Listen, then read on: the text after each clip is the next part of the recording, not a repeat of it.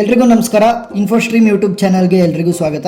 ಎಲ್ಲರೂ ಕೇಳ್ತಾ ಇದ್ರಿ ಫಿಸಿಕ್ಸ್ ಇಂದು ಇಂಪಾರ್ಟೆಂಟ್ ಟಾಪಿಕ್ಸ್ ಇಂದು ಲಿಸ್ಟನ್ನು ಕೊಡಿ ಪ್ರತಿಯೊಂದು ಮಾಡ್ಯೂಲ್ ಪ್ರಕಾರ ಅಂತ. ಸೊ ಪ್ರತಿಯೊಂದು ಮಾಡ್ಯೂಲ್ಗೂ ಕೂಡ ಮಾಡ್ಯೂಲ್ 1, ಮಾಡ್ಯೂಲ್ 2, ಮಾಡ್ಯೂಲ್ 3, ಮಾಡ್ಯೂಲ್ 4 ಮತ್ತು ಮಾಡ್ಯೂಲ್ 5 ಐದು ಮಾಡ್ಯೂಲ್ಗೂ ಕೂಡ ಇರುವಂಥ ಇಂಪಾರ್ಟೆಂಟ್ ಟಾಪಿಕ್ಸ್ಗಳನ್ನು ಲಿಸ್ಟ್ ಮಾಡಿದ್ದೀನಿ. ಆ ಲಿಸ್ಟ್ ಮಾಡಿರುವಂಥ ಟಾಪಿಕ್ಗಳನ್ನು ನಾನು PPT ವೈಸ್ ಕೊಟ್ಟಿದ್ದೀನಿ. ಯಾಕಂತಂದರೆ ನಿಮಗೂ ಕೂಡ ಈಸಿ ಆಗಬೇಕು. ಒಂದೊಂದು ಟಾಪಿಕ್ಕಿಂದು ಕೂಡ ನೀವು ಒಂದೊಂದು ಸ್ಕ್ರೀನ್ಶಾಟ್ ತಗೊಂಡ್ರೆ ಯಾವ್ಯಾವುದನ್ನ ಟಾಪಿಕನ್ನು ಓದಬೇಕು ಅಂತ ಆರಾಮಾಗಿ ಗೊತ್ತಾಗುತ್ತೆ. ಸೊ ಫಸ್ಟು ಮಾಡ್ಯೂಲ್ 1ಗೆ ಹೋಗೋಣ. ಮಾಡ್ಯೂಲ್ 1ನಲ್ಲಿ ಇಂಪಾರ್ಟೆಂಟ್ ಅಂತ ಬಂದಾಗ ಫಸ್ಟ್ ಪ್ಲೇಸಲ್ಲಿ ಇರುವಂಥದ್ದು ಸ್ಕ್ರಾಡಿಂಜರ್ ಈಕ್ವೇಷನನ್ನು ಡಿರೈವ್ ಮಾಡೋದು.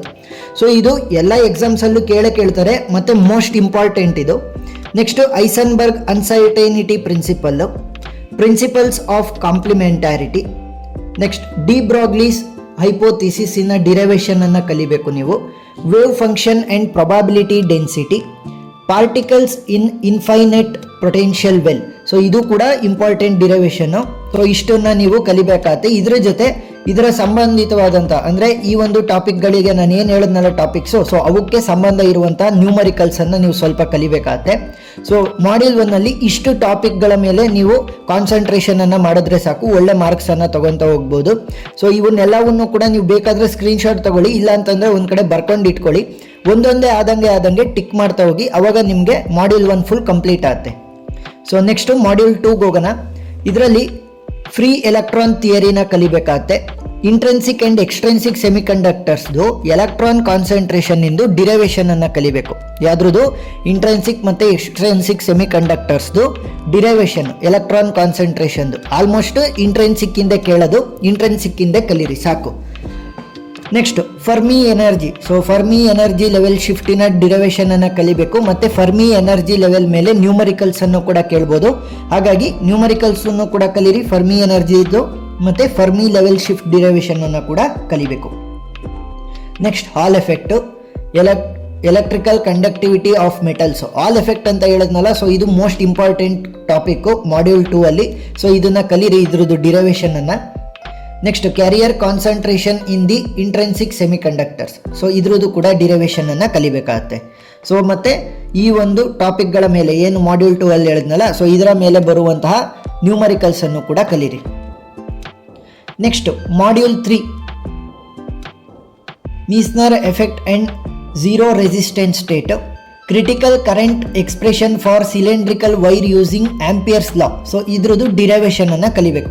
ಸೊ ಮಾಡ್ಯೂಲ್ 3ಅಲ್ಲಿ ಮೋಸ್ಟ್ ಇಂಪಾರ್ಟೆಂಟ್ ಯಾವುದು? ಇದು. ಮತ್ತು ಇನ್ನೊಂದು BCS ಥಿಯರಿ. ಸೊ BCS ಥಿಯರಿಯನ್ನು ಕೂಡ ಕಲೀರಿ. Type 1 and type 2 superconductors. So ಇದ್ರದ್ದು ಡಿಫ್ರೆನ್ಸ್ಗಳನ್ನು ಕೇಳ್ಬೋದು. ಸೊ ಡಿಫ್ರೆನ್ಸ್ಗಳನ್ನು ಕಲೀರಿ. ಅದರ ಜೊತೆಗೆ ಸ್ವಲ್ಪ ಥಿಯರಿನೂ ಕೂಡ ಕಲ್ತೀರಿ, ಟೈಪ್ 1 ಮತ್ತು ಟೈಪ್ 2 ಸೂಪರ್ ಕಂಡಕ್ಟರ್ಸ್ದು. Josephson function and DC and AC Josephson effect. So ಇದನ್ನು ಕೂಡ ಕಲಿಬೇಕಾಗತ್ತೆ. ಫ್ಲಕ್ಸ್ ಕ್ವಾಂಟೈಸೇಷನ್, ಸ್ಕ್ವಿಡ್, DC ಮತ್ತು AC ಅಪ್ಲಿಕೇಶನ್ಸನ್ನು ಕಲೀರಿ. Andreev reflection and proximity effect. So ಇದು ಇಂಪಾರ್ಟೆಂಟು, ಕಲಿಬೇಕಾಗತ್ತೆ. ಸೊ ಮೇಲ್ಗಡೆ ಹೇಳಿದ್ದಂಥ ಎರಡನ್ನು ಕಲಿದೇ ಇದ್ರೂ ಪರವಾಗಿಲ್ಲ, ಆಂಡ್ರ್ಯೂ ರಿಫ್ಲೆಕ್ಷನ್ ಆ್ಯಂಡ್ ಪ್ರಾಕ್ಸಿಮಿಟಿ ಎಫೆಕ್ಟನ್ನು ಕಲೀರಿ. ನ್ಯೂಮರಿಕಲ್ ಪ್ರಾಬ್ಲಮ್ಸು ಯಾರ ಮೇಲೆ ಕೇಳ್ಬೋದು? Critical field versus temperature relation ಇಂದ ಕೇಳ್ಬೋದು. ಇಲ್ಲ ಅಂತಂದರೆ ಕ್ರಿಟಿಕಲ್ ಕರೆಂಟ್ ಮೇಲೆ ನಿಮಗೆ ನ್ಯೂಮರಿಕಲ್ಸನ್ನು ಕೇಳ್ಬೋದು ಮಾಡ್ಯೂಲ್ 3ಅಲ್ಲಿ. ಆಲ್ಮೋಸ್ಟ್ ಇದರಲ್ಲೇನು ನ್ಯೂಮರಿಕಲ್ಸ್ ಅಷ್ಟು ಬರಲ್ಲ. ಮಾಡ್ಯೂಲ್ 1 ಮತ್ತು ಮಾಡ್ಯೂಲ್ 2 ಅಲ್ಲಿ ಹೇಳಿದ್ನಲ್ಲ, ಸೊ ಆ ಎರಡು ಟಾಪಿಕ್ ಮೇಲೆ ನೀವು ಜಾಸ್ತಿ ಕಾನ್ಸಂಟ್ರೇಷನನ್ನು ಕೊಡಿ ನ್ಯೂಮರಿಕಲ್ಸ್ಗೋಸ್ಕರ. ನೆಕ್ಸ್ಟ್ ಮಾಡ್ಯೂಲ್ 4ಅಲ್ಲಿ ಡಿರೈವೇಷನನ್ನು ಮಾಡಬೇಕು. Einstein A and B coefficients and energy density ರಿಲೇಷನ್ದು, principle and working of laser with population inversion. So ಅಷ್ಟನ್ನು ಕೂಡ ಕಲಿಬೇಕಾಗತ್ತೆ. ಲೇಸರ್ ಬಗ್ಗೆ ಫುಲ್ ಕಲೀರಿ. Explain the semiconductor diode laser with construction and working. ನಾನು ಹೇಳಿದ್ನಲ್ಲ, ಲೇಸರ್ ಇಂದು ಫುಲ್ಲು ಟಾಪಿಕನ್ನು ಕಲೀರಿ. Derive the numerical aperture and acceptance angle of optical fibre. So ಇದನ್ನು ಕೂಡ ಕಲಿಬೇಕಾಗತ್ತೆ. Explain the working of SN/SPD with neat diagram. Derive V number and number of modes in optical fibre. Explain Pockels and Kerr effect optical modulators. Obtain the expression ಅಂದರೆ derivation ಮಾಡಬೇಕು for energy density of radiations under thermal equilibrium condition in terms of Einstein coefficients. So ಇದಕ್ಕೆ ಡಿರೈವೇಷನನ್ನು ಕಲೀರಿ. So ಇದೊಂದು important ಆಗಿರುತ್ತೆ, derivation ಕೊಡ್ಬೋದು. Almost ನಿಮಗೆ Einstein A ಮತ್ತು B coefficient and energy density relation ಇದೆಯಲ್ಲ, ಅದನ್ನೇ ಕೊಡೋದು ಮಾಡ್ಯೂಲ್ 4ಅಲ್ಲಿ.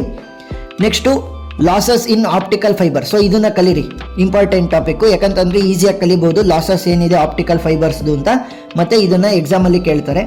ನ್ಯೂಮರಿಕಲ್ ಪ್ರಾಬ್ಲಮ್ಸ್ ಅನ್ನ ಕಲಿಬೇಕಾಗತ್ತೆ. ಅಕ್ಸೆಪ್ಟೆನ್ಸ್ ಆ್ಯಂಗಲ್ ಇರ್ಬೋದು, ವಿ ನಂಬರ್ ಆಫ್ ಮೋಡ್ಸು, ಅದರ ಮೇಲೆಲ್ಲ ಆಲ್ಮೋಸ್ಟ್ ಮಾಡ್ಯೂಲ್ 1 ಮತ್ತು ಮಾಡ್ಯೂಲ್ 2 ಮೇಲಿರುವಂಥ ಕಾನ್ಸೆಪ್ಟಲ್ಲೇ ನಿಮಗೆ ನ್ಯೂಮರಿಕಲ್ಸ್ ಬರೋದು. ಸೊ ಇದ್ರ ಮೇಲೂ ಕೂಡ ಸ್ವಲ್ಪ ಕಾನ್ಸಂಟ್ರೇಷನ್ ಇರಲಿ.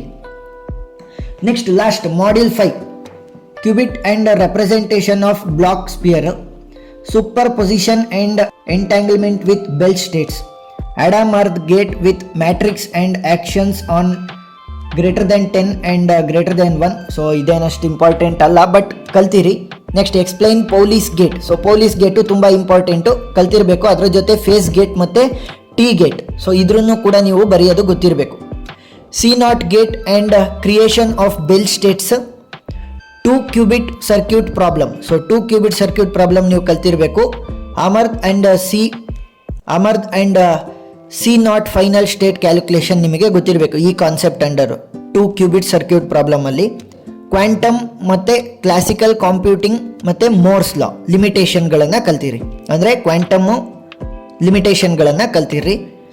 ನ್ಯೂಮರಿಕಲ್ ಪ್ರಾಬ್ಲಮ್ಸನ್ನು ಕೂಡ ಕೊಡ್ತಾರೆ. Probability and exceptions value of the qubit state. So ಇದು ಇಂಪಾರ್ಟೆಂಟ್, ಮಾಡ್ಯೂಲ್ 5 ಕೂಡ ಇಂಪಾರ್ಟೆಂಟ್ ಆಗಿರುವಂಥ ಪ್ರಾಬ್ಲಮ್ಸನ್ನು ಕೇಳ್ತಾರೆ. ಪ್ರೊಬಬಿಲಿಟಿ ಮತ್ತು expectation value of the cubit States ಮೇಲೆ ನೀವು ಪ್ರಾಬ್ಲಮ್ಸನ್ನು ಮಾಡಬೇಕು.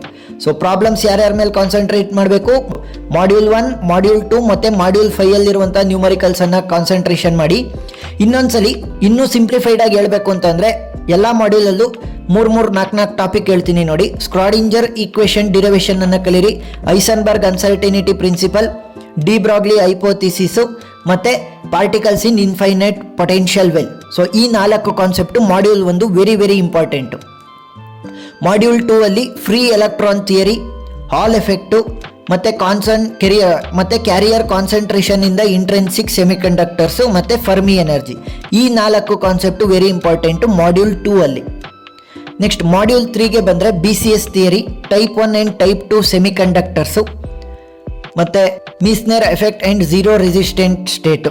ಸೊ ಈ ಕಾನ್ಸೆಪ್ಟ್ಗಳನ್ನು ನೀವು ಕಲಿಬೇಕಾಗತ್ತೆ. ಮತ್ತು ಡಿರೈವೇಷನ್ ಇದೆಯಲ್ಲ ಯೂಸಿಂಗ್ ಆಂಪಿಯರ್ಸ್ ಲಾ, ಸೊ ಅದು 4 ಕಾನ್ಸೆಪ್ಟನ್ನು ಇದರಲ್ಲಿ ಕಲೀರಿ. ಯಾವುದು? Meissner effect and zero resistance state, derive the critical current expression for cylindrical wire using Ampere's law, BCS theory ಮತ್ತು type 1 and type 2 superconductors. Module 4 ಅಲ್ಲಿ ಇಂಪಾರ್ಟೆಂಟ್ ಅಂತಂದರೆ very important Einstein A and B coefficient and energy density relation, ಇದನ್ನು ನೀವು ಪಕ್ಕಾ ಕಲಿಬೇಕು. Next laser ಬಗ್ಗೆ full ನಿಮಗೆ idea ಇರಬೇಕು, ಕನ್ಸ್ಟ್ರಕ್ಷನ್ನು, ವರ್ಕಿಂಗು, ಪ್ರತಿಯೊಂದ್ರದ್ದು ಬಗ್ಗೆ ಪ್ರಿನ್ಸಿಪಲ್ಸ್ ಆಫ್ ವರ್ಕಿಂಗ್ ಎಲ್ಲದೂ ಕೂಡ ಗೊತ್ತಿರಬೇಕು ಲೇಸರ್ಸ್ದು. ನೆಕ್ಸ್ಟು ಆಪ್ಟಿಕಲ್ ಫೈಬರ್ಸ್ ಬಗ್ಗೆ ಗೊತ್ತಿರಬೇಕು 3ನೇದಾಗಿ. ಸೊ ಈ 3 ನೀವು ಕಲ್ತ್ರೆ ಸಾಕು ಮಾಡ್ಯೂಲ್ 4. ನೆಕ್ಸ್ಟ್ ಮಾಡ್ಯೂಲ್ 5 ಅಲ್ಲಿ ನಿಮಗೆ ಬೇಕಾಗಿರುವಂಥದ್ದು ಗೇಟ್ಸು, ಫೇಸ್ ಗೇಟ್ಸು ಮತ್ತು ಟಿ ಗೇಟ್ಸು ಗೊತ್ತಿರಬೇಕು. 2 ಕ್ಯೂಬಿಟ್ ಸರ್ಕ್ಯೂಟ್ ಪ್ರಾಬ್ಲಮ್ಮು ಮತ್ತು ಕ್ವಾಂಟಮ್ಮು ವರ್ಸಸ್ ಕ್ಲಾಸಿಕಲ್ ಕಂಪ್ಯೂಟಿಂಗ್, ಆಮೇಲೆ ಮೋರ್ಸ್ ಲಾ. ಸೊ ಈ 3 ಕಾನ್ಸೆಪ್ಟು ಮಾಡ್ಯೂಲ್ 5 ಅಲ್ಲಿ ನಿಮಗೆ ಗೊತ್ತಿರಬೇಕು. ಸೊ ಮಾಡ್ಯೂಲ್ 1, ಮಾಡ್ಯೂಲ್ 2 ಅಲ್ಲಿರುವಂಥ ನ್ಯೂಮರಿಕಲ್ಸನ್ನು ನೋಡಿಕೊಂಡ್ರೆ ಸಾಕಾಗುತ್ತೆ. ಬಟ್ ಮಾಡ್ಯೂಲ್ 5 ಅಲ್ಲಿ ಇರುವಂಥ ಪ್ರೊಬಬಿಲಿಟಿ ಮೇಲೂ ಇರುವಂತಹ ಪ್ರಾಬ್ಲಮನ್ನು ಕೂಡ ನೀವು ನೋಡ್ಕೋಬೇಕು. ಸೊ ಈಗ ಅರ್ಥ ಆಗಿದೆ ಅಂತ ಅಂದ್ಕೊಂಡಿದ್ದೀನಿ ಯಾವ ಮಾಡ್ಯೂಲ್ ಮೇಲೆ ಜಾಸ್ತಿ ಕಾನ್ಸಂಟ್ರೇಷನ್ ಮಾಡಬೇಕು ಮತ್ತು ಈಸಿಯಾಗಿ ತಗೋಬೋದು ಅಂತ. ಮಾಡ್ಯೂಲ್ 1, ಮಾಡ್ಯೂಲ್ 2 ಮತ್ತು ಮಾಡ್ಯೂಲ್ 5 ವೆರಿ ಈಸಿಯಾಗಿ ನೀವು ಮಾರ್ಕ್ಸನ್ನು ತಗೋಬೋದು. ಮಾಡ್ಯೂಲ್ 2 ಮತ್ತು ಮಾಡ್ಯೂಲ್ 3 ಅಲ್ಲಿ ಒಂದು ಸ್ವಲ್ಪ ಎಕ್ಸ್ಟ್ರಾ ವರ್ಕನ್ನು ಹಾಕಬೇಕಾಗತ್ತೆ. ಸೊ ನೋಡಿ ಯಾವುದು ಈಸಿ ಆಗುತ್ತೆ ನೀವು ಈಸಿಯಾಗಿ ಕಲ್ತ್ಕೊತಾ ಹೋಗಿ, ಆಮೇಲೆ ಟಫ್ ಇರೋದನ್ನ ಕಲಿತಾ ಹೋಗಿ. ಫಸ್ಟಿಗೆ ನಾನು ಟಫ್ ಇರೋದನ್ನ ಕಲಿತೀನಿ ಆಮೇಲೆ ಈಸಿ ಇರೋದನ್ನ ಕಲಿತೀನಿ ಅಂತಂದರೆ ಆಗಲ್ಲ. ಆಮೇಲೆ ಪ್ರತಿಯೊಂದಕ್ಕೂ ಕೂಡ ನೀಟಾಗಿ ನೋಟ್ಸ್ ಮಾಡ್ಕೊಳ್ಳಿ. ಫಾರ್ ಎಕ್ಸಾಂಪಲ್ ಈಗ ಮಾಡ್ಯೂಲ್ 1 ಅಲ್ಲಿ ನಾನು ಹೇಳಿದೆ ಸ್ಕ್ರಾಡಿಂಜರ್ ಈಕ್ವೇಷನ್ ಡಿರೈವೇಷನ್ ಅಂತ, ಅದನ್ನು ನೀವು ಹೆಂಗೆ ನೋಟ್ಸ್ ಮಾಡ್ಕೊಂಡಿರಬೇಕು ಅಂತಂದರೆ ಫುಲ್ ಮಾರ್ಕ್ಸ್ ಕೊಡಬೇಕು ಅದನ್ನು ಬರೆದ್ರೆ ನಿಮಗೆ. ಸೊ ಆ ರೀತಿ ನೀವು ನೋಟ್ಸನ್ನು ಮಾಡ್ಕೋಬೇಕು, ಅದನ್ನೇ ನೀವು ಪ್ರಾಕ್ಟೀಸ್ ಮಾಡ್ತಾ ಹೋಗಿ. ಈ ಡಿರೈವೇಷನ್ಸ್ ಏನೇನಿದಾವೆ, ಸ್ಕ್ರಾಡಿಂಜರ್ ಡಿರೈವೇಷನ್ ಇರ್ಬೋದು, ಆಮೇಲೆ ಹಾಲ್ ಎಫೆಕ್ಟ್ ಇರ್ಬೋದು, ಮತ್ತು ಫರ್ಮಿ ಎನರ್ಜಿ ಲೆವೆಲ್ದು ಇರ್ಬೋದು, ಅದಷ್ಟನ್ನು ಕೂಡ ನೀವು ಡಿರೈವ್ ಮಾಡಿರಿ. ಡಿರೈವ್ ಮಾಡ್ತಾನೆ ನಿಮಗೆ ಗೊತ್ತಾಗ್ತಾ ಹೋಗೋದು. ಸೊ ಜಾಸ್ತಿ ನೀವು ಪ್ರಾಕ್ಟೀಸನ್ನು ಮಾಡಿ ಕಲಿತಾ ಹೋಗಿ. So all the best for the physics exam. ಏನಾದ್ರೂ ಡೌಟ್ ಇದ್ದರೆ ಕಮೆಂಟ್ ಸೆಕ್ಷನಲ್ಲಿ ತಿಳಿಸಿ, ನಾನು ಕ್ಲಾರಿಫೈ ಮಾಡ್ತೀನಿ. ವಿಡಿಯೋ ಇಷ್ಟ ಆಗಿದ್ರೆ ಸಬ್ಸ್ಕ್ರೈಬ್ ಆಗೋದನ್ನು ಮರಿಬೇಡಿ. ಏನಾದ್ರೂ ಕೂಡ ಇವುಗಳದ್ದು ನಿಮಗೆ ಇನ್ನೂ ಸಪ್ರೇಟ್ PDF ಆಗಿ ಬೇಕು ಅಂತಂದರೆ ಡಿಸ್ಕ್ರಿಪ್ಷನಲ್ಲಿ ಲಿಂಕ್ ಕೊಟ್ಟಿರ್ತೀನಿ, ನೀವು ಅದನ್ನು ಕ್ಲಿಕ್ ಮಾಡಿದ ತಕ್ಷಣ ಪ್ರೆಸೆಂಟೇಷನ್ ಓಪನ್ ಆಗುತ್ತೆ. ಸೊ ಇದ್ರದ್ದು ಫುಲ್ PDF ಲಿಂಕು ಡಿಸ್ಕ್ರಿಪ್ಷನಲ್ಲಿ ಇರುತ್ತೆ PPT ಫಾರ್ಮೇಟಲ್ಲಿ. Thank you.